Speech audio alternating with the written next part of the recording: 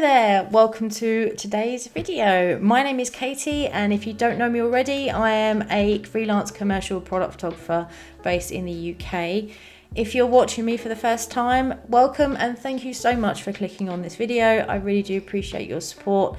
If you find yourself enjoying it, please do give it a thumbs up, and a little subscribe would be amazing. It costs you nothing, but it all helps to building and supporting my channel. So thank you so much in advance for doing that. On that note, let's get on to today's video.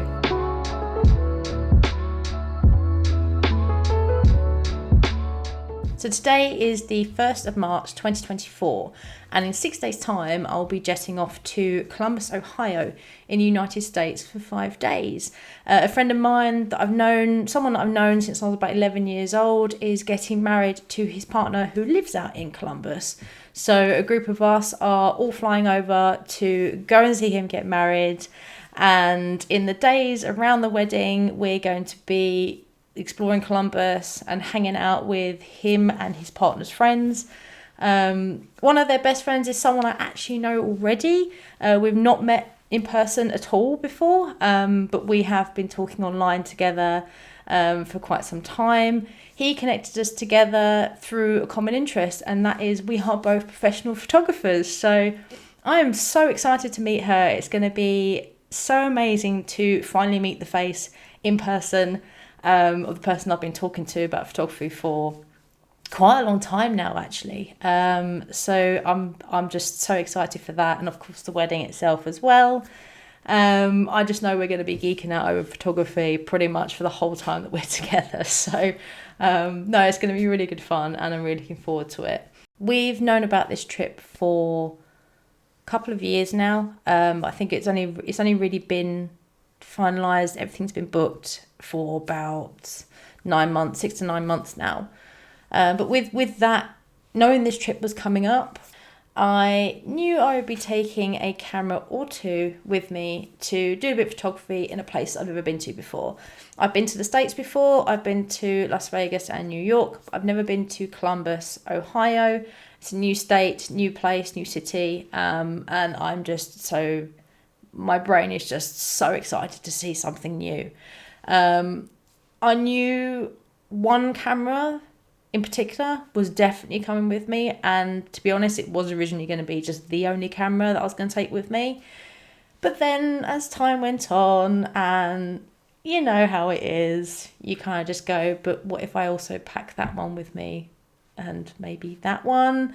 The list grew, and it almost was, we were starting to get a little bit ridiculous at one point. For 5 days of being out there, I can't take everything with me. So I have finally got myself down to 3 cameras that are definitely coming with me, and no more. I'm making sure there's no more because of all the weight and everything else that has to come with it. So I'm going to be sharing that with you in today's video, and just running through why I'm bringing these cameras and just why I love them, and just generally talking about them because I love talking about them.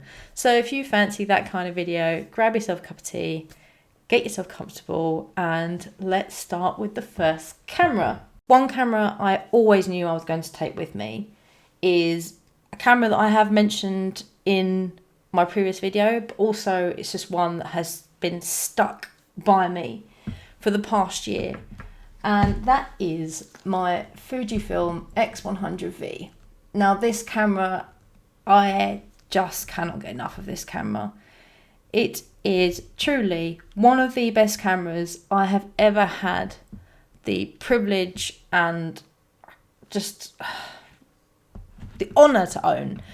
I know that sounds really ridiculous and kind of a bit cheesy, but this camera really did, I guess, save my life in some way. It pulled me out of a really big creative rut in 2022. I had to suffer with a burnout in 2022, which went through to 2023. And it just, having this camera on me all the time just encouraged me to take the odd snap here and there. You know, it wasn't anything particular. I didn't have to think. I didn't have to overly try. That's how I felt anyway. And it just kept me shooting when the last thing I wanted to do during the thick of my burnout was pick up a camera.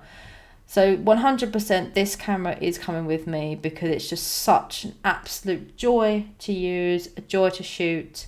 I love the images that come out from it, and because it's so pocketable, it's portable, it doesn't require anything else to use it. You don't need any, you can't attach another lens. Well, you can get converter lenses, but I just choose to keep it literally as it is. So this camera, alongside the it's a newer black diffusion quarter mist filter, and this just really just adds that lovely little bloom to any highlights, like say street lights, neons, things like that. Just give it that kind of really dreamy atmosphere, really glowy sunshine. It's just such a lovely filter. And this paired with this, annoyingly with this adapter that I've got, you have to screw it on backwards, which means the lens hood doesn't really quite fit on it properly and it always falls off. But you get around it, you deal with it. But this camera 100% is going to be the camera that will come with me whatever happens. If I don't take anything else, it's going to be this one. The next camera is one that I was debating for quite some time, and I wasn't sure with the weight and the value it is to me whether I wanted to take it or not. But because I don't get enough opportunities to use it anymore, and I guess with British weather, you don't really want to take it out in rainy, horrible, grey weather. And that is my Hasselblad 500cm. This camera, I can't explain just how much I love it. I've got one more shot in this magazine to take before I empty it for the plane. I might go and shoot that later today. But this camera has been with me since 2015. I bought this on eBay for, I can't remember how much I bought it for now, but it's in such beautiful condition. It was really well looked after, and I always wanted to own a Hasselblad. I'd worked with Hasselblads in my very first studio. When I first started out in product photography, my very first studio used Hasselblads with a digital back attached to them, so they could tether to a computer. I genuinely have no idea why they chose to use Hasselblads. I think it probably was because they were also a company that sold digital backs, and they were, I think, the only UK supplier or the only UK distributor of the specific digital backs at the time. It was brand new technology, and they were obviously ahead of the game, ahead of the market. So I think they obviously used it as a way to show their clients that you can put these on older backs or on professional cameras that are still commonly used. But if you want to move away from film into digital, this is how you can do it. So that's when I had my first experience with Hasselblad, and just every day working with them was just such a dream. I love the cameras. I actually love them, and it was always my goal for some time in life to own a Hasselblad. So in 2015, the perfect opportunity came up on eBay, and I managed to get one. So I bought a 500cm, and this is the A12 magazine back, 80mm lens, and it's I think I struggled to kind of explain why I love things quite a lot, because I just know I have more of an emotional connection to why I love certain cameras more than I love it because it has this technical thing, it has that technical thing, blah blah blah blah. My job is technical, and a lot of the stuff I do is quite technical, but it's also very creative, and it's that creative connection that it has with me that makes me love it. This has a connection with me that I cannot explain, and it's just always a constant joy to use. It just makes me, I just feel so, I can't explain it. I cannot explain why I love this camera so much. But yeah, this one, I was debating whether I was going to take it with me or not, purely because of the value it is to me, not necessarily because of its value itself. I'm always quite wary of taking things that I find more personally valuable to places, or quite far away places, but also when they're going through things like security, airport security, and they could be handled by people that don't understand the value of it, the importance it is to me, and everything else. So yeah, I was wary about taking it, but then I thought, you know what, I haven't shot with it for a long time. It's had a full service, it's in brilliant nick. I'm going to take it with me, and it's going to get some even more love than what it is currently having right now.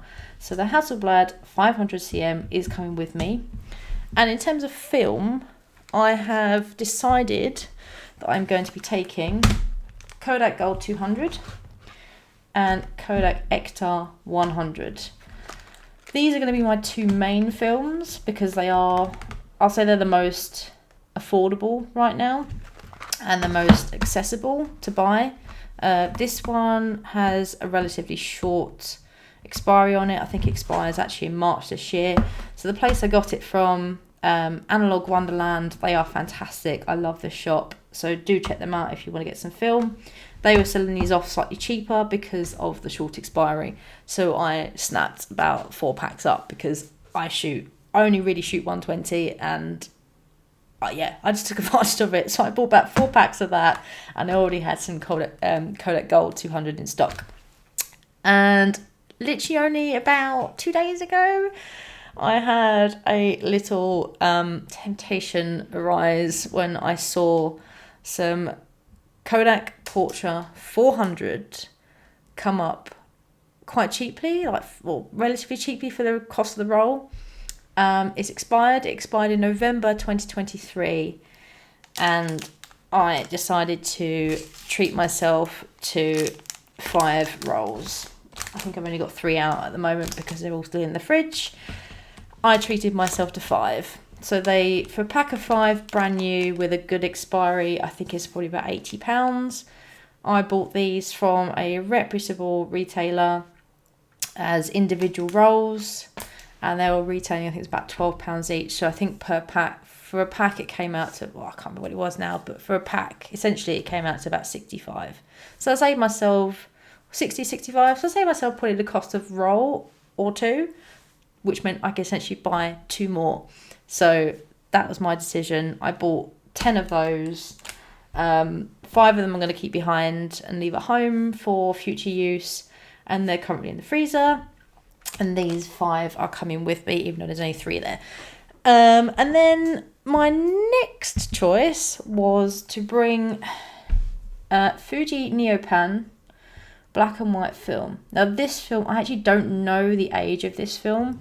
I was gifted about 20 rolls of this from a freelance photographer who used to share a desk with me when I was at my previous job. He used to pop in every now and then one day he just said, look, I've got a load of expired old film, I can't get rid of it quick enough, do you want any? And I just said yes, and I took it, and he came in and just gave me this massive bag of film, all literally how you see it here, wrapped up in a rubber band, no packets. So I actually don't know if this is what ISO this is. I suspect it's 400 because I've shot a lot of this already, and I took a gamble at 400 and they all came out fine. So I think these are all 400 ISO films. I'm going to take 2 of these. I don't shoot much black and white, but I thought, do you know what? I'm got mostly colour here. I prefer shooting in colour. I love colour more than black and white for the scenarios I'm aiming to shoot. But I thought, you know what? I'm going to take a couple of black and whites with me just in case I find that moment, or the weather is that bad that colour is just not worth it. So yeah, that's my setup for taking my Hasselblad 500cm and the film that I have chosen to take with that camera. And the final camera that I'm taking with me, although now I say that, technically not the final camera. I'm taking one more camera with me, and that is the one that I'm currently filming on right now, which is my Canon G7X Mark II. I'm hoping at some point during the trip I will get a chance to go on a little photo walk, and the plan is that I will take you along with me. Hopefully the weather's good, that I can go out with my Hasselblad 500cm and take some, just spend some time taking some shots on film of a place I've never been to before, and just enjoying that process, because that's the process I enjoy. And I intend to take you along with me on that little walk. If you don't see a video about that in at least within the next few months, then you probably know that it didn't happen. So I do apologise. Hopefully I can do a bit more of them in the future. But back to my final camera. I am taking, this is one that I guess is a bit more, the uses of it are a bit more selective, and it's not a camera you really take everywhere all the time.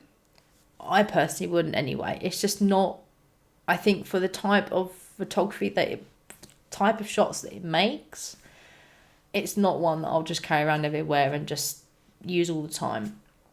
It's a bit more of a niche camera, but saying that, it's a very fun camera and I'm looking forward to using it again. That camera is the Reto 3D. This is the retrospect edition. That doesn't necessarily mean anything apart from the fact that it's got this really lovely kind of beige retro coloured body and orange buttons and strap. Compared to the other one that they sell an all black version. That's kind of their standard version. Yeah, physically there's no difference apart from just the colours. So this is the camera. This is the last camera that I'm taking with me. This is a 35mm just compact point and shoot camera. Ta-da! No, there is more to this camera than meets the eye, and it's obviously pretty obvious what it does. You can see there's 3 lenses here. This camera takes 3D pictures. What it does is it takes 3 half-frame photos using these 3 lenses, and each shot is about 1.5 frames long on a film. So on a 36 exposure film, you'll get 24 3D pictures. On a 24 roll, you will get 18, I believe, pictures. So you get less pictures, but you get kind of more fun from those pictures, I would say. So how it works, so if I was to point the camera that way, so I'm taking something there. The central lens is pointing straight forward. The lens on the left is pointing like that. And the one on the right is pointing like that. And what that's doing, obviously it's taking this kind of, it's doing this kind of motion when it's taking the photo. And when you put them together, you get this really cool kind of, the image sort of wiggles. So I always call it my wiggle camera. I'm taking my wiggle camera with me because that's to me what it does. It wiggles. The image wiggles. I actually took this camera to my friend's stag do, and that was where I think I properly used it for the first time. I'd used it for 2 occasions before then, but I still had the film from those 2 occasions in that camera. But because this was a stag do, and obviously there's so much going on, it's that kind of scenario where you just click and click away. I knew this camera was the one I was going to take with me, and I'm so blown away by the results. I love the results of this camera. I will insert a couple or a few into this video so you can see what the end results were after you've processed the film and obviously put the pictures together in their software. And also I'll put a link to the camera and where you can buy it in the description below, because if you're looking for a fun point and shoot camera that just creates really unique pictures for fun, I really recommend this camera. So yeah, the only time I think I'm going to use this camera is probably going to be during the reception after the wedding. I can't really see myself using this camera at any other point during the trip. I mean, it depends. I know we're going to a cocktail bar, I think, for one of the nights before the wedding to kind of get to know his friends and things like that. So I might take this with me then, but I do think this would be primarily used at the reception after the wedding's happened, because that's when all the lights go down, the music goes up, people had a couple of drinks, and the party atmosphere is going. And this is exactly the camera that I love for that purpose. And that's when I'm going to be using it. So it takes 35mm film, as I explained earlier. And I'm taking Kodak Gold with me. The reason being is that this film is probably the most easily acquirable at the moment, and also the price of it. It's probably the cheapest around. That, you know, it's the cheapest film that I've been able to obtain, and it's the one that is suited for this purpose, because this is very much a point and shoot kind of you just click away with this camera. I don't particularly want to be putting a really expensive film like Kodak Portra in this camera, because this camera is very much like it's a point and shoot. It's a camera that you don't really, I know it sounds really bad, but care about the photos. You're expecting the photos to be a bit kind of gritty, a bit experimental, a bit chaotic. I personally don't want to put a more expensive film in this camera because of that reason. Obviously, these are my own opinions. If you don't agree with them, obviously that's your opinion, but this is just my decision. I choose to put cheaper or more accessible films into this type of camera because the expense of it doesn't hurt me as much as putting a film such as Kodak Portra 400 or otherwise in there, which is obviously a very expensive film because it's beautiful, but obviously it's, you know, there are reasons why it's so expensive. I'm currently waiting for a couple more packs to arrive. Obviously I can go 3 of these on this camera in easily an hour. I mean, not even that if it's a party. So I've got another set of 3 coming, so I've got 6 rolls of film to go with this camera for the party. And then I'm also having another pack of Kodak Gold to do a little bit of experimentation with my Hasselblad. So I have created something that allows me to use this film in my Hasselblad and get some really cool shots using 35mm on a medium format body. So this is going to be an interesting test, and that's when I'm going to test it for the first time. Hopefully I will get some results from that and I can be able to share them. If I do get results, you will find them on my Instagram. I'll post about them there pretty much as soon as I've scanned them, developed them and all that kind of stuff. I'll be too excited to share. And I think a lot of the stuff that I will shoot on my trip to Columbus will go straight on my Instagram pretty much as soon as it's ready. So if you don't follow that already, I would appreciate a little follow. It is Katie Howie Snaps, and I'll link to that in the description as well. That concludes the cameras I'm taking with me to Columbus, Ohio for my friend's wedding. I'm just so... I'm obviously very excited for the wedding and for going to a new place. So I'm going to stop myself right there and say this is the end of the video. I could happily talk about photography and my cameras and why I love cameras so much until the cows come home. So I'm going to end it right there and just say, if you've made it all the way to the end of this video and you are still here, thank you so much for sticking around and listening to me talk about something I love so much. I really do appreciate your support. If there's anything you didn't like or did like about this video, please do leave me in the comments below. Please be nice. I am still learning. This is all very new to me. This is only my second YouTube video ever. I'm trying to do a bit more practice in talking to cameras and doing some video work kind of like of this fashion. And with that experience, it gets applied to my business and my commercial work.